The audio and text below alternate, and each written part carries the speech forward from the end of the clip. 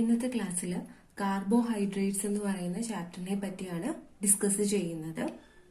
കാരണം ഈ ചാപ്റ്ററിൽ നമ്മൾ കാർബോഹൈഡ്രേറ്റ്സ് എന്താണ്, കാർബോഹൈഡ്രേറ്റ്സിന്റെ ക്ലാസിഫിക്കേഷൻ എങ്ങനെയാണ്, അതിനെ ഡിഫറെന്റ് ആയിട്ട് ക്ലാസിഫൈ ചെയ്യുന്നുണ്ട്. പിന്നെ കാർബോഹൈഡ്രേറ്റ്സിന് എക്സാമ്പിൾസ് വരുന്നത് ഗ്ലൂക്കോസ്, ഫ്രക്ടോസ്, സൂക്രോസ്, അതിനെ പോളിസാക്കറൈഡ്സ് ആയിട്ടുള്ള സ്റ്റാർച്ച്, സെല്ലുലോസ്, ഇതിനെയൊക്കെ പറ്റിയാണ് പഠിക്കുന്നത്. ഗ്ലൂക്കോസും ഫ്രക്ടോസിന്റെ ഒക്കെ കേസിൽ അതൊക്കെ എന്താണ്, അതിന്റെ പ്രിപ്പറേഷൻ എങ്ങനെയാണ്, അതിന്റെ മേജർ റിയാക്ഷൻസ് എന്തൊക്കെയാണ്, പിന്നെ അതിന്റെ സ്ട്രക്ചറൽ ഇലൂസിഡേഷൻ, സ്ട്രക്ചർ എങ്ങനെ നമുക്ക് ഇലൂസിഡേറ്റ് ചെയ്തെടുക്കാം, ഇത്രയും കാര്യങ്ങൾ പഠിക്കുന്നുണ്ട്. പിന്നെ പോളിസാക്കറൈഡ്സിന്റെ കേസിൽ ജസ്റ്റ് അതിന്റെ സ്ട്രക്ചറിനെ പറ്റി എക്സ്പ്ലെയിൻ ചെയ്യാൻ മാത്രമേ പഠിക്കുന്നുള്ളൂ. അതിന് ഫസ്റ്റ് കാർബോഹൈഡ്രേറ്റ്സ് എന്താന്നുള്ളത് നോക്കാം. Carbohydrates are defined as polyhydroxyaldehydes or polyhydroxyketones or compounds that can be hydrolyzed to polyhydroxyaldehydes or ketones. They have at least one asymmetric carbon atom in their molecule. കാരണം carbohydrate എന്ന് വെച്ചാൽ ഒന്നുകിൽ അതൊരു polyhydroxy aldehyde ആകാം, അല്ലെങ്കിൽ അതൊരു polyhydroxy ketone ആവാം. അല്ല എങ്കിൽ ചില കോമ്പൗണ്ട്സിനെ നമുക്ക് ഹൈഡ്രോളൈസ് ചെയ്താൽ പോളിഹൈഡ്രോക്സി ആൽഡിഹൈഡ് അല്ലെങ്കിൽ പോളിഹൈഡ്രോക്സി കീറ്റോൺ ആക്കി മാറ്റാനായിട്ട് പറ്റും. അതുപോലെ തന്നെ ഈ പോളിഹൈഡ്രോക്സി ആൽഡിഹൈഡ്സ് നോക്കുവാണെങ്കിൽ അതിൽ അറ്റ്ലീസ്റ്റ് വൺ എസിമെട്രിക് കാർബൺ ആറ്റമെങ്കിലും ഉണ്ടായിരിക്കണം. ഇതാണ് നമ്മൾ കൺസിഡർ ചെയ്യുന്ന ഒരു കോമ്പൗണ്ട് കാർബോഹൈഡ്രേറ്റ് ആകുന്നതിനുള്ള ക്രൈറ്റീരിയ എന്ന് പറയുന്നത്. കാരണം കാർബോഹൈഡ്രേറ്റ്സ് എന്ന് വെച്ചാൽ ഒന്നുകിൽ ഒരു പോളിഹൈഡ്രോക്സി ആൽഡിഹൈഡ് ആയിരിക്കും, അല്ല എങ്കിൽ ഒരു പോളിഹൈഡ്രോക്സി കീറ്റോൺ ആയിരിക്കും. അല്ല എങ്കിൽ compounds that can be hydrolysed to polyhydroxy aldehydes or polyhydroxy ketone and they have at least one asymmetric carbon atom in their molecule. And their general formula എന്ന് വെച്ചാൽ CnH2O n ടൈംസ് എന്ന് വെച്ചിട്ടായിരിക്കും general formula എന്ന് പറയുന്നത്. എന്നിന്റെ value എത്ര വേണമെങ്കിലും ആകാം. അതായത് 3 to n ഗ്രേറ്റർ ദാൻ 3 വരുന്നതായിരിക്കും നമ്മൾ നോർമലി കാർബോഹൈഡ്രേറ്റ് എന്ന് പറയുന്നത്. n ഗ്രേറ്റർ ദാൻ 3 വരുന്നതിനെയായിരിക്കും നോർമലി കാർബോഹൈഡ്രേറ്റ്സ് എന്ന് പറയുന്ന കാറ്റഗറിയിൽ നമ്മൾ ഇൻക്ലൂഡ് ചെയ്യുന്നത്. പിന്നെ ഇതിന് കാർബോഹൈഡ്രേറ്റ്സ് എന്ന് പേര് വരാനുള്ള റീസൺ നോക്കിയാൽ ഇതിന്റെ മോളിക്കുലാർ ഫോർമുല നോക്കുവാണെങ്കിൽ നമുക്ക് മനസ്സിലാവും. ഹൈഡ്രജനും ഓക്സിജനും വാട്ടറിൽ എങ്ങനെയാണോ അതിന്റെ കോമ്പോസിഷൻ അതുപോലെ തന്നെയാണ് കാർബോഹൈഡ്രേറ്റ്സിലും എക്സിസ്റ്റ് ചെയ്യുന്നത്. അതായത് വാട്ടറിന്റെ കോമ്പോസിഷൻ H2O എന്ന് പറഞ്ഞ ആ H2O n ടൈംസ് ആയിട്ടാണ് കാർബോഹൈഡ്രേറ്റ്സിൽ എക്സിസ്റ്റ് ചെയ്യുന്നത്. അതുകൊണ്ടാണ് ഇതിനെ നമുക്ക് കാർബോഹൈഡ്രേറ്റ് എന്ന് പറയാനായിട്ട് പറ്റുന്നത്. അതാണ് പറഞ്ഞിരിക്കുന്നത്. They are called carbohydrates because they contain hydrogen and oxygen in the same proportion as in water. വാട്ടറിൽ എങ്ങനെയാണോ അതിന്റെ പ്രപ്പോർഷൻ അതുപോലെ തന്നെയാണ് നമ്മുടെ ഈ കാർബോഹൈഡ്രേറ്റിലും ഹൈഡ്രജന്റെയും ഓക്സിജന്റെയും കോമ്പോസിഷൻ ഉണ്ടായിരിക്കുന്നത്. പിന്നെ ഈ കാർബോഹൈഡ്രേറ്റ്സിന് നമ്മൾ നെയിം ചെയ്യുമ്പോഴത്തേക്ക് അതിന്റെ നെയിം എൻഡ് ചെയ്യുന്നത് OSC എന്ന് പറയുന്ന ഒരു സഫിക്സിലായിരിക്കും. അതായത് കാർബോഹൈഡ്രേറ്റ് നോക്കുവാണെങ്കിൽ ഒന്നുകിൽ അത് പോളിഹൈഡ്രോക്സി ആൽഡിഹൈഡ് ആണ്, അല്ലെങ്കിൽ പോളിഹൈഡ്രോക്സി കീറ്റോൺ ആണ്. ആൽഡിഹൈഡിക് സ്ട്രക്ചർ ആണ് കാർബോഹൈഡ്രേറ്റിനുള്ളതെങ്കിൽ അതിന്റെ നെയിം ആൽഡോസ് എന്ന് പറഞ്ഞ് എൻഡ് ചെയ്യും.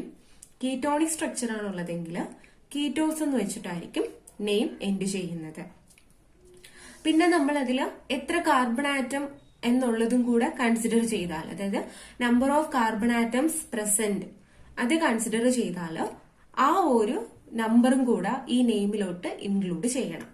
അതായത് ആൽഡിഹൈഡിക് ഷുഗർ കണ്ടെയ്നിങ് 6 കാർബൺ ആറ്റം ആണെങ്കിൽ നമുക്കതിനെ ആൽഡോ ഹെക്സോസ് എന്ന് പറയാൻ പറ്റും. ആദ്യം ആൽഡിഹൈഡിന്റെ ആൽഡോ, പിന്നെ എത്ര കാർബൺ ആറ്റം ഉണ്ടെന്നുള്ളതിന്റെ ഹെക്സ്, പിന്നെ OSC എന്ന് പറയുന്ന സഫിക്സ്. അതാണ് ആൽഡോ ഹെക്സോസ്. ആൽഡോ ഹെക്സോസ് എന്ന് പറഞ്ഞാലേ നമുക്ക് അറിയാൻ പറ്റും അതൊരു കാർബോഹൈഡ്രേറ്റ് ആണ്. 6 കാർബൺ ആറ്റം ഉള്ള ആൽഡിഹൈഡ് ഗ്രൂപ്പ് ഉള്ള കാർബോഹൈഡ്രേറ്റ് ആണെന്ന് പറയാൻ പറ്റും. പിന്നുള്ളത് കീറ്റോണിക് ഷുഗർ വിത്ത് 6 കാർബൺ ആറ്റം, അതിനെ നമുക്ക് കീറ്റോ ഹെക്സോസ് എന്ന് പറയാനായിട്ട് പറ്റും. പിന്നുള്ളത് കാർബോഹൈഡ്രേറ്റ്സിന്റെ ക്ലാസിഫിക്കേഷൻ ആണ്. കാർബോഹൈഡ്രേറ്റ്സിനെ മെയിൻ ആയിട്ട് നമ്മൾ 4 ആയിട്ടാണ് ക്ലാസിഫൈ ചെയ്തിട്ടുള്ളത്. First classification monosaccharides, second one disaccharides, third one oligosaccharides and fourth one polysaccharides. അതിന് മോണോസാക്കറൈഡ്സ് എന്ന് വെച്ചാൽ carbohydrates that cannot be hydrolysed into simpler molecule. അന്നേരം ഒരു കാർബോഹൈഡ്രേറ്റ് എടുത്താൽ അതിനെ പിന്നെയും ഹൈഡ്രോളൈസ് ചെയ്ത് സിംപ്ലർ കാർബോഹൈഡ്രേറ്റ്സ് ആക്കി മാറ്റാൻ പറ്റിയില്ല എങ്കിൽ അതിനെ നമുക്ക് മോണോസാക്കറൈഡ്സ് എന്ന് പറയാൻ പറ്റും. അന്നേരം അതാണ് മോണോസാക്കറൈഡ് ആയിരിക്കും ഒരു കാർബോഹൈഡ്രേറ്റിന്റെ ഏറ്റവും സിംപ്ലർ യൂണിറ്റ് ആയിട്ട് നമുക്ക് കിട്ടുന്നത്.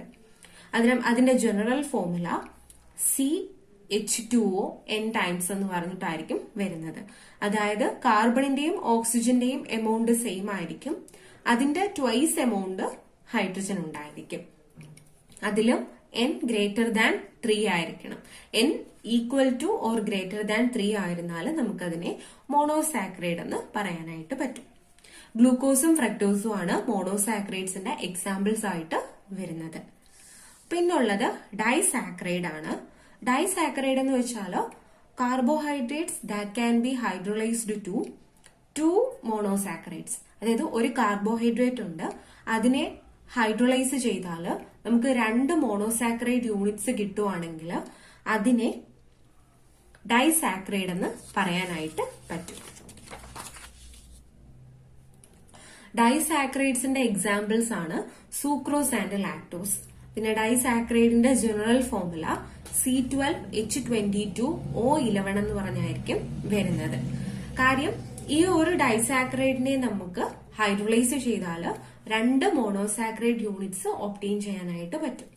ഇപ്പം സൂക്രോസിനെയാണ് നമ്മൾ ഹൈഡ്രോളൈസ് ചെയ്യുന്നതെങ്കിൽ അത് ഒരു മോളിക്യൂള് ഗ്ലൂക്കോസിനെയും ഒരു മോളിക്യൂള് ഫ്രക്ടോസിനെയും ഫോം ചെയ്യിക്കും. അതുപോലെ തന്നെ ലാക്ടോസിനെയാണ് ഹൈഡ്രോളൈസ് ചെയ്യുന്നതെങ്കിൽ അത് ഒരു മോളിക്യൂള് ഗ്ലൂക്കോസിനെയും ഒരു ഗാലക്ടോസിനെയും ആയിരിക്കും ഫോം ചെയ്യിക്കുന്നത്.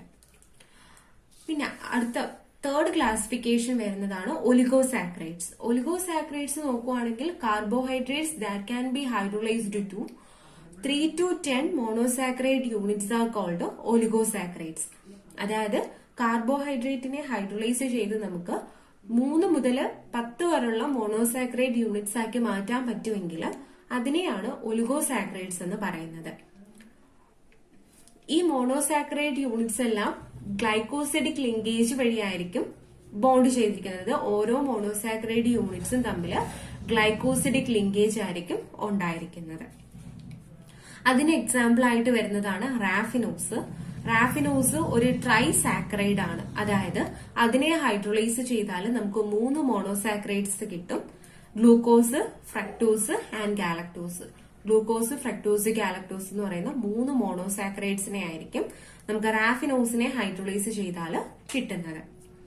പിന്നുള്ളത് പോളിസാക്കറൈഡ്സ് ആണ്. പോളിസാക്കറൈഡ്സ് നോക്കുമ്പോൾ a carbohydrate that can be hydrolysed to many monosaccharide molecules are called polysaccharides. അതായത് ഒരു കാർബോഹൈഡ്രേറ്റിനെ ഹൈഡ്രോളൈസ് ചെയ്ത് മെനി മോണോസാക്കറൈഡ് യൂണിറ്റ്സ് ആക്കി മാറ്റാൻ പറ്റുമെങ്കിൽ അതിനെയാണ് നമ്മൾ പോളിസാക്കറൈഡ് എന്ന് പറയുന്നത്. Example starch and cellulose. സ്റ്റാർച്ചും സെല്ലുലോസും ഒക്കെ പോളിസാക്കറൈഡ്സിന് എക്സാമ്പിൾസ് ആയിട്ട് വരുന്നതാണ്. അതിന്റെ ജനറൽ ഫോർമുലയാണ് C6H10O5n ടൈംസ് എന്ന് പറഞ്ഞ് വരുന്നത്. പിന്നെ നമ്മൾ മോണോസാക്കറൈഡ്സിനെ, അതായത് കാർബോഹൈഡ്രേറ്റ്സിനെ നമ്മൾ വീണ്ടും 2 ക്ലാസിഫിക്കേഷൻ ആയിട്ട് പറയുന്നുണ്ട്. ഇമ്പോർട്ടന്റ് ക്ലാസിഫിക്കേഷൻ ഇപ്പം പറഞ്ഞ monosaccharides, disaccharides, oligo and polysaccharides ആണ്. പിന്നെയും വേറെ 2 രൂപത്തിലും ഈ കാർബോഹൈഡ്രേറ്റ്സിനെ ക്ലാസിഫൈ ചെയ്യുന്നുണ്ട്. അതാണ് sugars and non sugars. Sugars എന്ന് വെച്ചാൽ ക്രിസ്റ്റലൈൻ ആയിരിക്കും, അതിന്റെ സ്ട്രക്ചർ ക്രിസ്റ്റലൈൻ ആയിരിക്കും, സ്വീറ്റ് ടേസ്റ്റ് ഉണ്ടായിരിക്കും, അത് വാട്ടറിൽ സൊല്യൂബിൾ ആയിരിക്കും.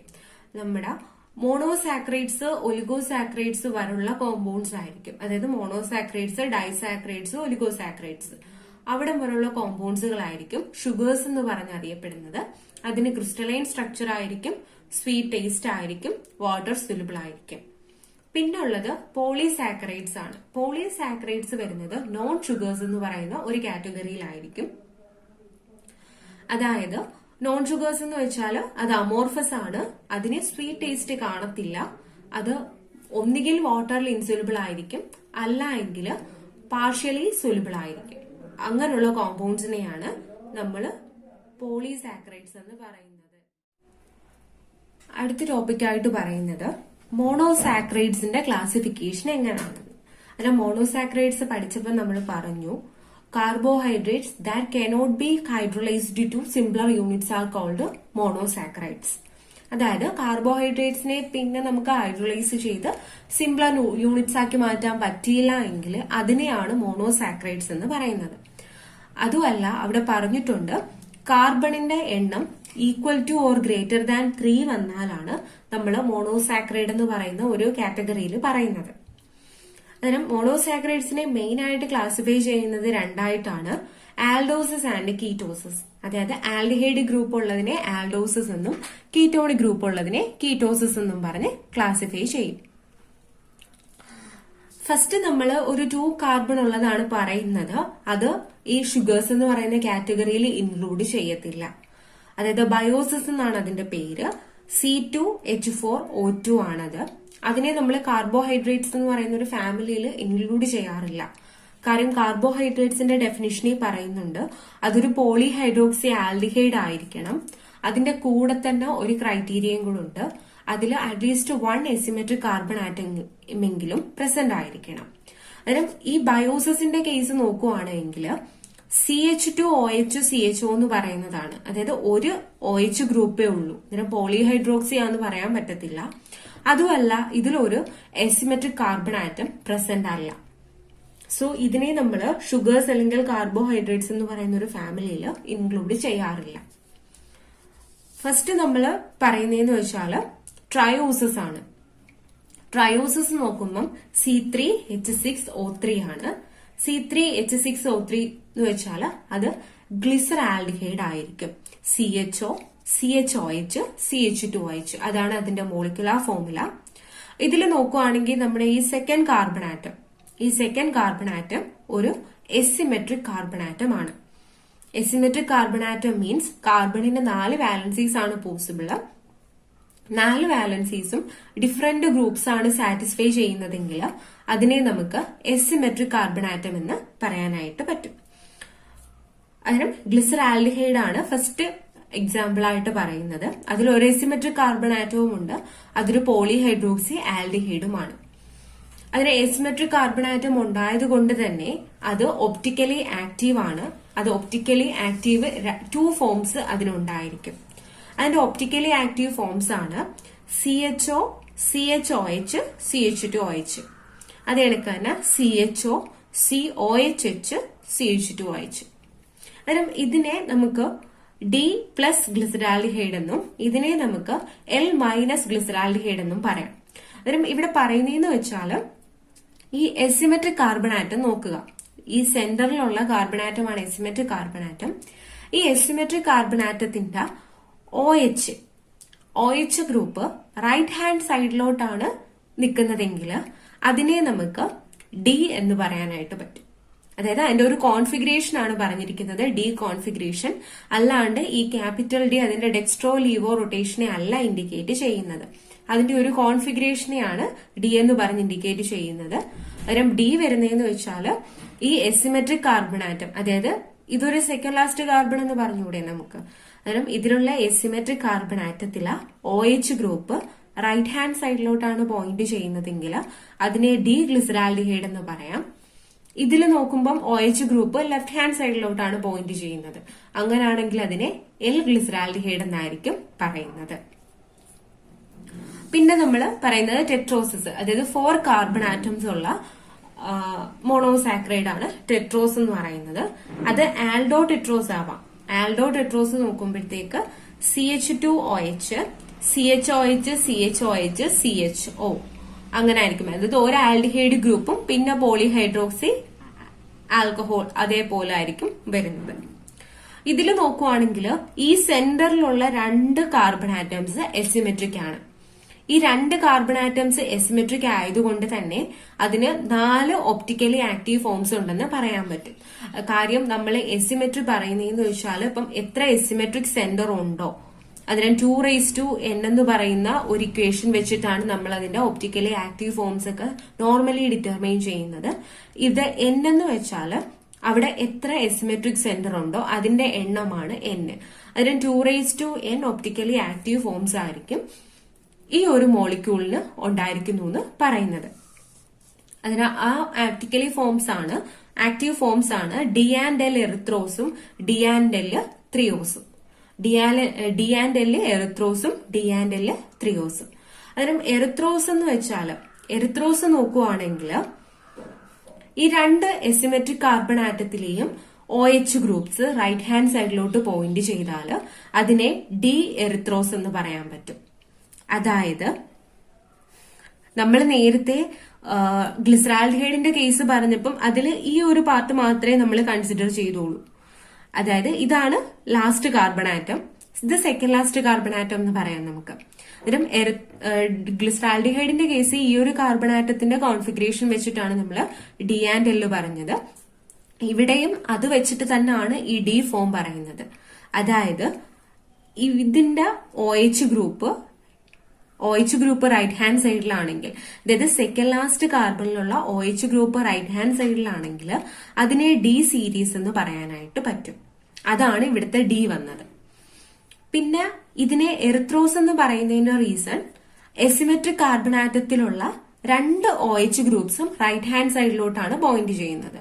So it is എറിത്രോസ്.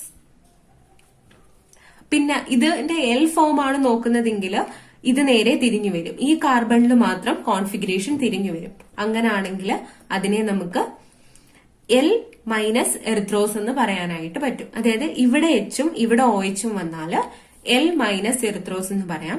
ഇത് ഡി ഫോം ആണ്. ഈ ഡി ഫോമിന് നമ്മൾ കൺസിഡർ ചെയ്യുന്നത് ഈ ഒരു പാർട്ട് മാത്രമേ കൺസിഡർ ചെയ്യാറുള്ളൂ, ഡി ഫോം എക്സ്പ്ലെയിൻ ചെയ്യുന്നതിന് വേണ്ടി. അതായത് സെക്കൻഡ് ലാസ്റ്റ് കാർബണിലുള്ള OH group right hand side ആണെങ്കിൽ ഡി ഫോമും വരും. ഈ സെക്കൻഡ് ലാസ്റ്റ് കാർബണിലുള്ള OH ഗ്രൂപ്പ് ലെഫ്റ്റ് ഹാൻഡ് സൈഡിലാണെങ്കിൽ എൽ ഫോമും വരും. ഇവിടെ എറിത്രോസ് എന്ന് പറഞ്ഞതിന്റെ റീസൺ ഇതിൽ എസിമെട്രിക് കാർബൺ ആറ്റത്തിലുള്ള രണ്ട് എസിമെട്രിക് കാർബൺ ആറ്റം ഉണ്ട്. ആ രണ്ട് കാർബൺ ആറ്റത്തിലെയും OH ഗ്രൂപ്പ് റൈറ്റ് ഹാൻഡ് സൈഡിലോട്ട് പോയിന്റ് ചെയ്യുന്നത് എറിത്രോസ് ആണ്. ഇനി ത്രിയോസ് നോക്കുമ്പോഴത്തേക്കും ത്രിയോസിന്റെ പേര് നോക്കിക്കേ, ഈ ഒരു സ്ട്രക്ചറിന്റെ പേരാണ് ഡി മൈനസ് ത്രിയോസ് എന്നാണ് പറഞ്ഞിരിക്കുന്നത്. അതായത് സെക്കൻഡ് ലാസ്റ്റ് കാർബൺ ആറ്റം ഇതല്ലേ, ഇത് ലാസ്റ്റ് കാർബൺ ആറ്റം, ഇത് സെക്കൻഡ് ലാസ്റ്റ് കാർബൺ ആറ്റം. ഈ സെക്കൻഡ് ലാസ്റ്റ് കാർബൺ ആറ്റത്തിൽ OH ഗ്രൂപ്പ് റൈറ്റ് സൈഡ് ആണ്. സെക്കൻഡ് ലാസ്റ്റ് കാർബൺ ആറ്റത്തിൽ OH ഗ്രൂപ്പ് റൈറ്റ് സൈഡ് ആണെങ്കിൽ അത് ഡി സീരീസ്. അതാണ് ഇവിടുത്തെ ഡി വന്നത്. പിന്നെ ഇതിനെ ത്രിയോസ് എന്ന് പറഞ്ഞതിന്റെ റീസൺ രണ്ട് ഗ്രൂപ്പും റൈറ്റ് സൈഡിലോട്ടല്ല, അതായത് രണ്ട് OH ഗ്രൂപ്പും റൈറ്റ് സൈഡിലോട്ടല്ല. ഒരു OH ഗ്രൂപ്പ് റൈറ്റ് സൈഡും ഒരു OH ഗ്രൂപ്പ് ലെഫ്റ്റ് സൈഡും. അതുകൊണ്ടാണ് അതിനെ ത്രിയോസ് എന്ന് പറഞ്ഞ് പേര് വന്നത്. അതിനും ഡി ആൻഡ് എൽ എറിത്രോസും പോസിബിൾ ആണ്, ഡി ആൻഡ് എൽ ത്രിയോസും പോസിബിൾ ആണ്.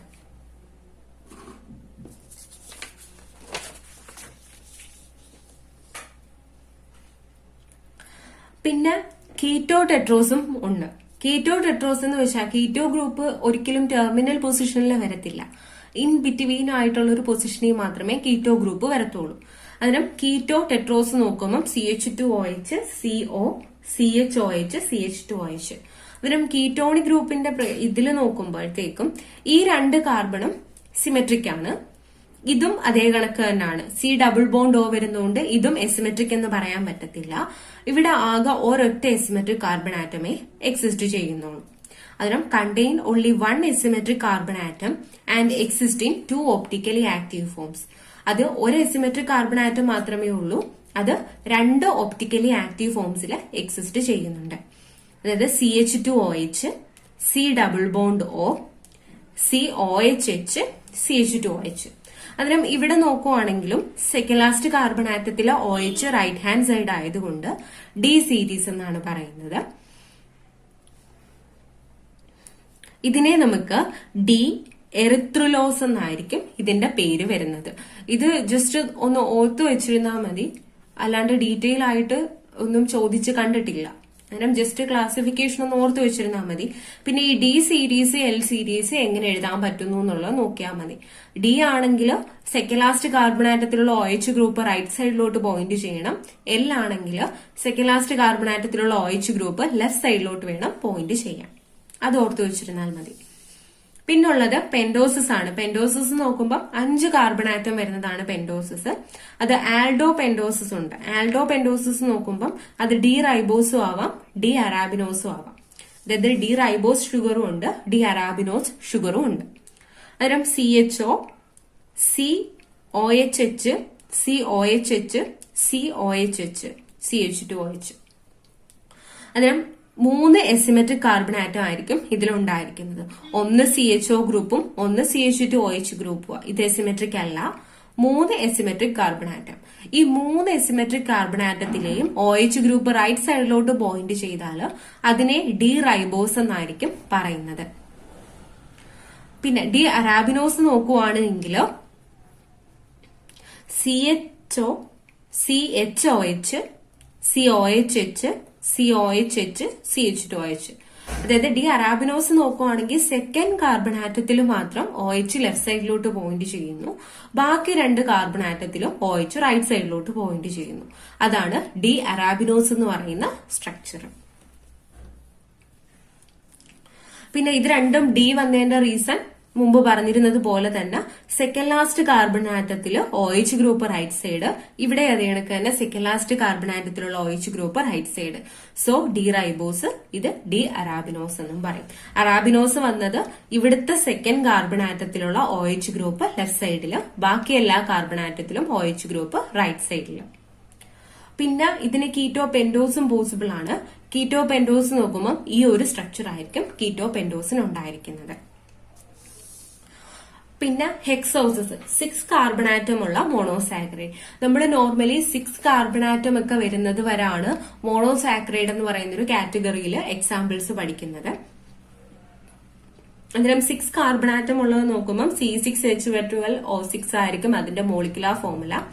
ആ ഒരു കാറ്റഗറിയിൽ വരുന്നത് ഗ്ലൂക്കോസും ഫ്രക്ടോസും ആയിരിക്കും. ഗ്ലൂക്കോസ് എന്ന് വെച്ചാൽ ഒരു പോളിഹൈഡ്രോക്സി ആൽഡിഹൈഡ് ആണ്. ഫ്രക്ടോസ് ഒരു പോളിഹൈഡ്രോക്സി കീറ്റോണും ആയിരിക്കും. പിന്നുള്ളത് ഇതിന്റെ കോൺഫിഗറേഷൻ ആണ്. Configuration of monosaccharides. മോണോസാക്കറൈഡ്സിന്റെ കോൺഫിഗറേഷൻ നോക്കുമ്പോഴത്തേക്കും അതില് നേരത്തെ പറഞ്ഞതുപോലെ തന്നെ ഡി ആൻഡ് എല്ലിന് കോൺഫിഗറേഷൻ കൊടുക്കുന്നതാണ്. അതിന് ബേസ് ആയിട്ട് നമ്മൾ എടുക്കുന്നത് ഗ്ലിസറാൽഡിഹൈഡ് മോളിക്യൂളിനെ ആയിരിക്കും. അതിനും ഗ്ലിസറാൽഡിഹൈഡ് മോളിക്യൂളിന്റെ എസിമെട്രിക് കാർബൺ ആറ്റത്തിന്റെ ബേസിലാണ് നമ്മളിത് എക്സ്പ്ലെയിൻ ചെയ്യുന്നത്. അതായത് OH ഗ്രൂപ്പ് റൈറ്റ് സൈഡിലോട്ട് പോയിന്റ് ചെയ്താൽ അതിനെ ഡി എന്നും OH ഗ്രൂപ്പ് ലെഫ്റ്റ് സൈഡിലോട്ട് പോയിന്റ് ചെയ്താൽ അതിനെ എൽ എന്നുമായിരിക്കും നമ്മൾ ഡിനോട്ട് ചെയ്യുന്നത്. ഇത് അതിന്റെ ഡെക്സ്ട്രോ ലീവോയെ അല്ല ഇൻഡിക്കേറ്റ് ചെയ്യുന്നത്, ജസ്റ്റ് കോൺഫിഗറേഷൻ പറയുന്നതാണ്. ഡെക്സ്ട്രോ ലീവോ ആണെങ്കിൽ അത് സ്മോൾ ഡി സ്മോൾ എൽ വെച്ചിട്ടായിരിക്കും ഡിനോട്ട് ചെയ്യുന്നത്. അതിന് നമുക്ക് തന്നിരിക്കുന്ന ആൽഡിഹൈഡ് ആണെങ്കിലും, അതായത് കാർബോഹൈഡ്രേറ്റിനെ ഏത് സീരീസിൽ വരുന്നു എന്ന് പറയണമെങ്കിൽ നമ്മൾ അതിന്റെ സെക്കൻഡ് ലാസ്റ്റ് കാർബൺ ആറ്റത്തിന്റെ കോൺഫിഗറേഷൻ നോക്കിയാൽ മതി. ഈ സെക്കൻഡ് ലാസ്റ്റ് കാർബൺ ആറ്റം ഈ ഒരു കോൺഫിഗറേഷനിലാണ് വരുന്നതെങ്കിൽ, അതായത് OH റൈറ്റ് സൈഡും H ലെഫ്റ്റ് സൈഡ്, ഇങ്ങനെ ഒരു കോൺഫിഗറേഷൻ ആണ് കിട്ടുന്നതെങ്കിൽ അതിനെ നമുക്ക് ഡി സീരീസ് എന്ന് പറയാൻ പറ്റും. അതേ കണക്ക് തന്നെ അടുത്തത് നോക്കുമ്പോൾ നേരെ തിരിച്ചു വരുന്നു. അതായത് സെക്കൻഡ് ലാസ്റ്റ് കാർബൺ ആറ്റത്തിൽ OH ലെഫ്റ്റ് സൈഡിലോട്ടും ഹൈഡ്രജൻ റൈറ്റ് സൈഡിലോട്ടും വരുന്നു. അങ്ങനാണെങ്കിൽ അതിനെ എൽ സീരീസ് എന്നുമായിരിക്കും പറയാൻ പറ്റുന്നത്.